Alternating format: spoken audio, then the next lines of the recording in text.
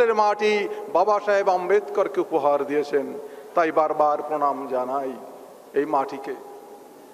আজ আমার আলোচ্য বিষয় ভারত ভাগ এবং বাংলা ভাগের কিছু কথা। কেউ কেউ বলেন এই কথা মুসলমানরা নাকি ভারত ভাগের জন্য দায়ী। কারা কতখানি দায়ী আমরা অতি সামান্যভাবে আমরা যদি পর্যালোচনা করি, আমাদের যে ইতিহাস, যে রেকর্ড যদি মিথ্যা কথা না বলে, প্রাক স্বাধীনতা পর্বে আমাদের কোন অঞ্চলে লোক সংখ্যা, কোন ধর্মের মানুষ কেমন ছিল, একটু পয়েন্ট বাই পয়েন্ট আমি বলি। তপশিলি সহ হিন্দু জনসংখ্যার শতকরা হার বাংলায় ছিল 41.5 এবং মুসলমানদের ছিল 54, পাঞ্জাব 26.5 এবং মুসলিম ছিল 57, সিন্ধু 27.1, মুসলিম ছিল 70.7, বেলুচিস্তান শিডিউল কাস্ট এবং হিন্দু 0.8 অর্থাৎ অনলি 8% এবং মুসলিম 87.5%। আর বাংলা প্রদেশের কথা যদি আমরা আলাদা করে বলি, আমাদের ডিভিশন ছিল Bardhaman division, presidency division, Rajshahi division, Dhaka division, Chattogram division. Bangla প্রদেশ ঠিক এইভাবে প্রথমে আমি বলবো হিন্দু তথা তপশিলীদের জনসংখ্যা, পরবর্তীকালে আমি বলবো মুসলমানদের জনসংখ্যা।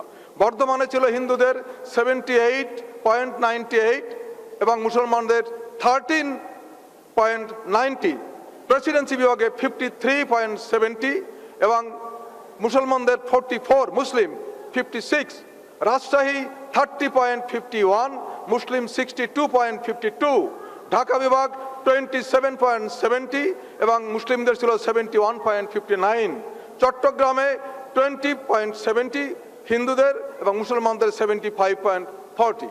এইভাবে বিভক্ত থাকা সত্ত্বেও মুসলমানরা কিন্তু তখনও আন্দোলন করেনি যে আমরা স্বতন্ত্র হয়ে যাব। কংগ্রেস স্বাধীনতা আন্দোলন করেছিল, সেই কংগ্রেসই প্রথমে 1947 সালের এপ্রিল মাসে কলকাতার সিংহি পার্কে অধিবেশনে প্রথমে সিদ্ধান্ত নিলেন দেশটা ভাগ করা দরকার। কেন দরকার সে পুরনো ইতিহাস আপনারা আগে শুনেছেন। তারা বললেন ভাগ করা দরকার। যখন এই সিদ্ধান্ত হলো দেশ ভাগ করতে হবে, তখন মুসলিম লীগ ভাইসরয়ের কাছে গিয়ে, মাউন্টব্যাটেনের কাছে গিয়ে বললেন, দেখুন দেশ যদি ভাগ করতে হয় তাহলে কিন্তু মুসলমানদের জন্য স্বতন্ত্র দেশ আমাদের দিতে হবে। মাউন্টব্যাটেন প্রথম এই কথাটা শুনলেন যে মুসলিম লীগ বলছে দেশ যদি ভাগ করতে হয় তাহলে মুসলিম লীগের জন্য স্বতন্ত্র দেশ আমাদের চাই। মাউন্টব্যাটেনের কাছে মুসলিম লীগ যখন এই বক্তব্য রাখছে, তার পরপরই বাংলার শ্যামাপ্রসাদ মুখার্জি, বাংলার রাজ্যপাল ফ্রেডারিক বরোজ, তার কাছে গিয়ে বলছে ওরা যদি মুসলমানদের জন্য স্বতন্ত্র রাজ্য দাবি করে, আমরা বাংলা ভাগ করতে চাই। আমরা দাবি করব দেশ যদি ভাগ হয় বাংলাও ভাগ হবে। মাউন্টব্যাটেনের কাছে দুটো প্রস্তাব, একটা প্রস্তাব দেশ ভাগ, আর শ্যামাপ্রসাদ মুখার্জি বলছে বাংলা ভাগ চাই। মাউন্টব্যাটেন বলে মহা মুশকিল, এখন আমি কোন সিদ্ধান্ত নেব? মাউন্টব্যাটেন একা কোনো সিদ্ধান্ত নিতে পারেন না। 1947 সালের 2রা জুন নিজের বাড়িতে মিটিং ডাকলেন। ভারতবর্ষের সমস্ত রাজনৈতিক নেতাদের ভিতর যারা সর্বাপেক্ষা দামি তাদের ডাকলেন মাউন্টব্যাটেন নিজের বাড়িতে। ডেকে বললেন যে দেখুন ভারতবর্ষ ভাগের প্রস্তাব এসছে, হোয়াট ইজ ইউর ওপিনিয়ন? কাকে কাকে ডাকলেন? কংগ্রেসের পক্ষ থেকে Pandit Jawaharlal Nehru, on behalf of Congress Pandit Jawaharlal Nehru, Sardar Vallabhbhai Patel, Acharya Kripalani, on behalf of Muslim League mister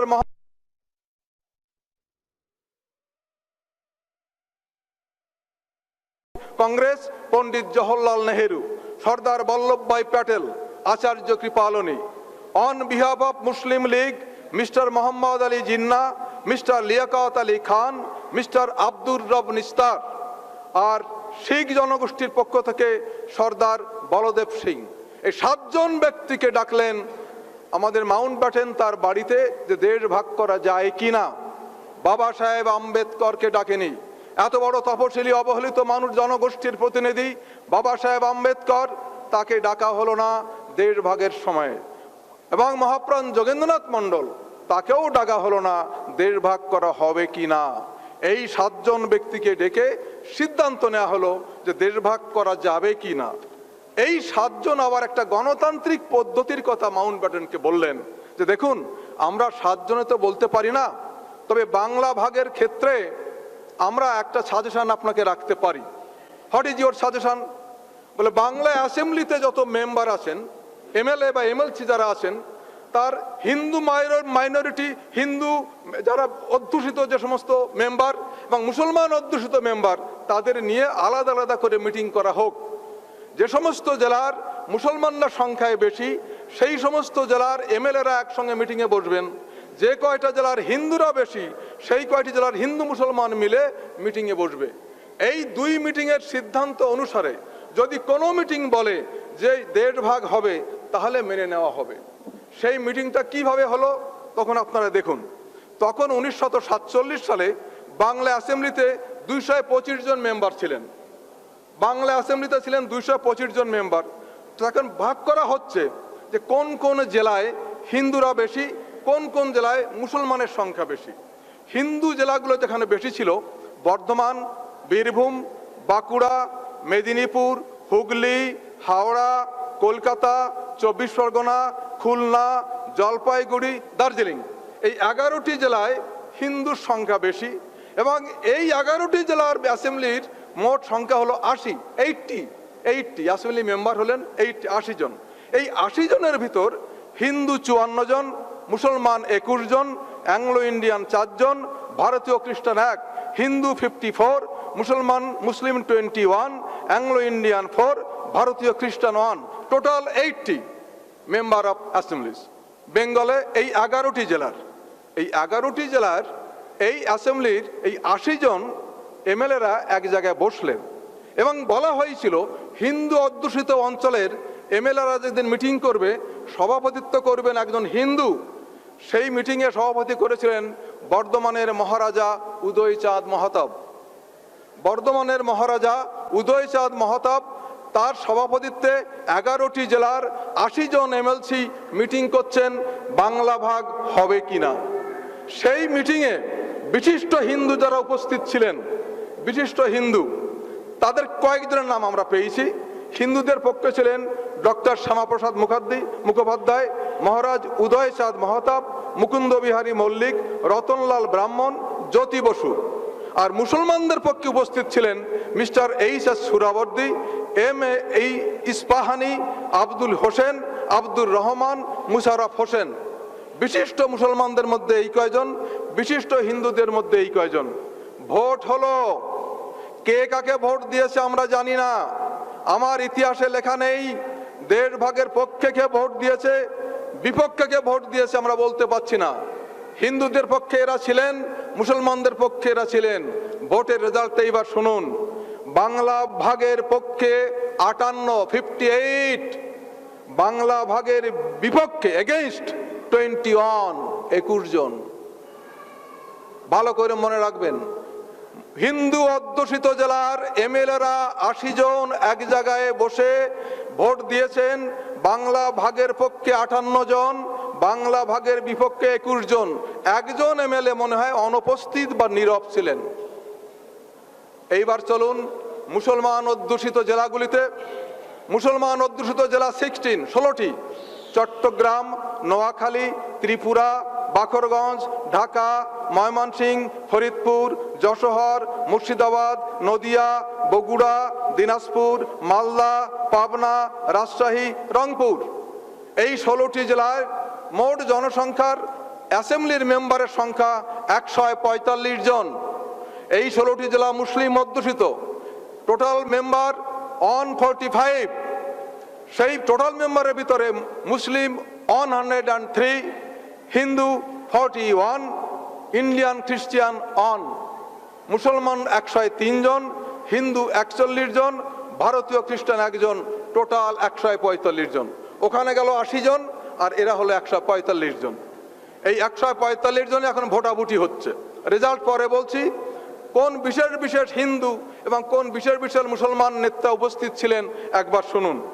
Hindu বিশিষ্ট ব্যক্তিদের মধ্যে এই ভোটাভুটিতে উপস্থিত ছিলেন দ্বারিকানাথ বারুরি, নগেন্দ্র নারায়ণ রায়, মহারাজা গিরিশচন্দ্র নন্দী, সতীশ চক্রবর্তী, ভোলানাথ বিশ্বাস, হারানচন্দ্র বর্মন, গয়ানাথ বিশ্বাস, কিরণ শঙ্কর রায়, ধীরেন্দ্রনাথ দত্ত, নেলি সেনগুপ্তা, প্রমথ রঞ্জন ঠাকুর, পিয়ার ঠাকুর। আর মুসলমান নেতৃস্থানীয় ব্যক্তিদের ভিতর ছিলেন A.K. ফজলুল হক, মোহাম্মদ আলী, নুরুল আমিন, আহমদ হোসেন, শামসুদ্দিন আহমদ, আরো অনেকে ছিলেন। 145 জনের ভিতরে বিশেষ ব্যক্তি এই কয়েকজনের নাম আমরা ইতিহাসে খুঁজে পেয়েছি। এখন ইলেকশনের রেজাল্টটা দেখুন, 145 জনের ভিতরে সেখানে 4 জন সেখানে অ্যাবসেন্ট বা ভোট দেননি। বাংলা ভাগের পক্ষে ভোট দিচ্ছেন 34 জন, বাংলা ভাগের বিপক্ষে ভোট দিচ্ছেন 106 জন। Against partition 106। মুসলমান অধ্যুষিত অঞ্চলের এমএলএদের ভিতর এগেইনস্ট পার্টিশন 106 আর ফর পার্টিশন অনলি 34। আগে সিদ্ধান্ত হয়েছিল যদি এই দুই বিভাগের ভিতর থেকে হিন্দু অধ্যুষিত জেলাগুলি এবং মুসলমান অধ্যুষিত জেলাগুলির ভিতর কোনো একটি বিভাগে যদি বাংলা ভাগের পক্ষে একজনও বেশি রায় দেয় তাহলে দেশভাগ হবে। মুসলমান অধ্যুষিত অঞ্চলের ভিতরে দেশভাগের পক্ষে তারা ভোট দেয়নি, হিন্দু অধ্যুষিত অঞ্চলে দেশভাগের বিপক্ষে ভোট দিয়েছে। 34 আর 140 হয়, 5 জন অনুপস্থিত ছিলেন অথবা ভোট দেয়নি। এর পরেও কি বলা যায় মুসলমানরা আমাদের দেশ ভাগ করেছে? এ খতিয়ান ইতিহাস যদি মিথ্যে কথা না বলে কে অস্বীকার করবে? গণতান্ত্রিক পদ্ধতিতে একদিন দেশ ভাগ হয়েই গেল। আজ আমরা কাউকে অপরাধী করতে পারি না। দেশভাগ হয়ে যাওয়ার পর আমাদের নেতৃস্থানীয় ব্যক্তিবৃন্দ তারা অধিকার জানিয়েছিলেন। পণ্ডিত জওহরলাল নেহরুকে বলেছিলেন আপনারা কি কাজটা করলেন, গান্ধীজিকে বলেছিলেন আপনারা কি কাজটা করেছিলেন। গান্ধীজি প্রথমে বলেছিলেন India will be divided over my dead body. India যদি ভাগ হয় তাহলে আমার এই মৃতদেহের উপর দিয়ে ভাগ হবে। ইন্ডিয়া যখন ভাগ হচ্ছে, গান্ধীজি বহল তবিয়াতে বেঁচে আছেন, কখনো একটু অসুস্থতা হননি, ডেড বডির উপর দিয়ে ভাগ হয়নি। যে সকল বাস্তুচ্যুত মানুষ আর্থিক অনটনের মধ্যে অবর্ণনীয় কষ্ট ভোগ করছে, এখনো করছেন, আমরা তাদের সকলকে পুনর্বাসন দেবার জন্য উদ্বিগ্ন। সর্দার বল্লভভাই পটেল বলেছিলেন যাদের সঙ্গে আমাদের রক্ত মাংসের সম্পর্ক, যারা একত্রে আমাদের সঙ্গে স্বাধীনতা সংগ্রামে অংশগ্রহণ করেছেন, যেহেতু তারা একটি সীমারেখার উপরে, সেই জন্য হঠাৎ তারা আমাদের কাছে বিদেশি হয়ে যেতে পারে না। দক্ষিণ আফ্রিকায় বসবাসরত ভারতীয় বংশোদ্ভূত ব্যক্তিরা আফ্রিকা নাগরিক হওয়া সত্ত্বেও আমরা এখনো তাদের সাহায্য করার চেষ্টা করি। তাদের যদি আমাদের কাছে দাবি করার অধিকার থাকে তাহলে অপর অংশে যারা আটকে রয়েছে তারা সুনিশ্চিতভাবে আমাদের কাছে দাবি করবে। গান্ধীজি যখন বেঁচে আছেন তখন গান্ধীজি বললেন হিন্দু ও শিখ যারা আটকে আছে তারা যদি আর ওখানে থাকতে ইচ্ছা না করেন তাহলে সম্ভাব্য যে কোনো উপায়ে এখানে চলে আসতে পারেন এবং সেক্ষেত্রে কাজ হবে তাদের জীবিকার জন্য কর্মসংস্থান, তারা যাতে জীবনে স্বাচ্ছন্দ্যময় জীবন ফিরে পায়। এই তো ভারত ভাগের ইতিহাস। ভাগ করেছিল কারা? ব্রাহ্মণ্যবাদী মানুষ, মুসলিমরা নয়। কেন ভাগ করেছিল? বাংলা যদি ভাগ না হতো তাহলে প্রধানমন্ত্রী হতো মুসলমান, স্বরাষ্ট্রমন্ত্রী হতো শিডিউল কাস্ট। বাংলা যদি ভাগ না হতো তাহলে বাংলার গৌরব বহন করতো মুসলমান আর খ্রিস্টানে। বিফোর পার্টিশন আপনারা জানেন যে 3 জন প্রধানমন্ত্রী হয়েছিলেন, 3বারই মুসলমান। এই বর্ণবাদী মানুষের তারা চমকে গেল, একই রে বাবা, বাংলায় চিরকাল ধরে এখানে লক্ষণ সেনের রাজত্বের আমরা চিরকাল মুসলমানের অধীনে থাকবো? It is quite impossible. কার মাথায় এই বুদ্ধি আসলো? শ্যামাপ্রসাদ মুখার্জি বললেন না, বাংলা ভাগ করতে হবে। কেন ভাগ করতে হবে? আমাকে রাজা হতে হবে। রাজা হওয়ার জন্য বাংলা ভাগ করলেন। আজ তাদের রাজা হওয়ার জন্য, তাদের অবসর বিনোদনের জন্য, তাদের আনন্দের জন্য দেশটা ভাগ করলো। আজকে আমার মানুষ পথে ঘাটে প্রান্তরে প্ল্যাটফর্মে তারা ভিখারির মতো জীবন যাপন করছে। আজ আমাদের কর্তব্য আছে না? আমাদের কর্তব্য আছে। দেশের 85% মালিক আমরা। আজকে সেই পার্টিশনের বিরুদ্ধে আন্দোলন করতে পারি। তারা আমাদের নাগরিকত্ব দেয়নি, তার বিরুদ্ধে আন্দোলন করতে পারি। তারা আমাদের পুনর্বাসন দেয়নি, তার বিরুদ্ধে আমরা আন্দোলন করতে পারি। আন্দোলন করতে হবে। যে কোনো পরিস্থিতিতে দেশভাগ হয়ে যেতে পারে, কিন্তু আমরা কি নীরবে চুপ করে বসে থাকতে পারি? It is not our duty. আমাদের একমাত্র পথ সংগ্রাম। বাবা সাহেব আম্বেদকর বলেছিলেন দেশ ভাগ হয়ে যাওয়ার সময় যে this swaraj is their swaraj, we are still slaves. এই স্বরাজ তাদের স্বরাজ, আমরা যে দাস ছিলাম আমরা এখনো সেই দাস আছি। If you want to live as human being you must stand on your own leg. যদি মানুষের মতো বাঁচতে তোমরা চাও নিজের পায়ে দাঁড়াবার চেষ্টা করো। বাবা সাহেবের সেই বাণী যদি আমরা অক্ষরে অক্ষরে পালন করতে পারি, তাহলে আজকে উদ্বাস্তুদের নিয়ে যে ছিনিমিনি খেলা হচ্ছে, আজকে বামসেফের উদ্যোগে যে উদ্বাস্তু আন্দোলনের কথা আমরা বলছেন, যে নাগরিকত্ব বিল নিয়ে আজকে মহাসংকটে ফেলেছে, দেশ ভাগ করলে তোমরা আজকে আমরা বিচ্ছিন্ন হবে, সমস্ত ভারতবর্ষের প্রান্তর থেকে প্রান্তরে ঘুরে বেড়াচ্ছি ভিখারির মতো, তারপরেও তোমরা বলছো you have no right to live in India. ভারতবর্ষে বাস করা তোমাদের কোনো অধিকার নেই, because you have no citizenship. What is this? কে দেশ ভাগ করেছিল? কার উদ্যোগে দেশ ভাগ করেছিল? কে চাইছে সিটিজেনশিপ? কি অধিকার আছে তোমার সিটিজেনশিপ চাওয়ার? আমরা আজকে দাবি করতে পারি না? পারি। তার জন্য সংগ্রাম, জীবনপণ সংগ্রাম। ভারতবর্ষের এই পার্লামেন্টের ভিতরে 1/4 মেম্বার, আমার প্রতিনিধি, ওই অ্যাসেম্বলি আইনসভার ভিতরে 1/4 মানুষ আমার।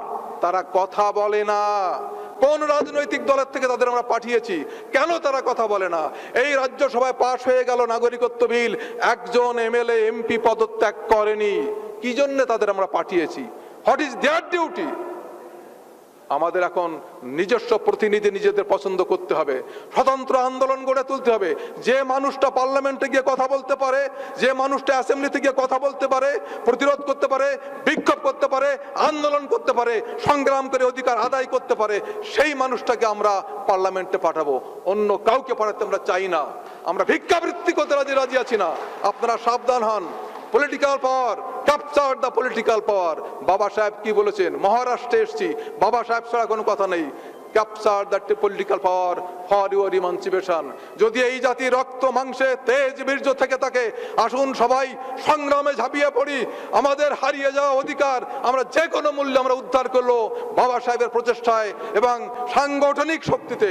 আমাদের হারিয়ে যাওয়া অধিকার, আমরা মানুষের মতো বাঁচতে চাই। কেননা ভারতবর্ষের বৃহত্তম সংখ্যক নাগরিক আমরা কেন ভৃত্য হয়ে থাকবো? 15 জন মানুষ আমাদের কেন শাসন এবং শোষণ করবে 85 জন মানুষকে? অতএব আসুন আমরা সাংগঠনিকভাবে আন্দোলন শুরু করি। সেই আন্দোলনের পরিপ্রেক্ষিতে উদ্বাস্তু সমস্যা, তপশিলি সমস্যা, মূল নিবাসী সমস্যা, সমস্ত সমস্যার সমাধান হয়ে যাবে। জয় ভীম, জয় ভারত।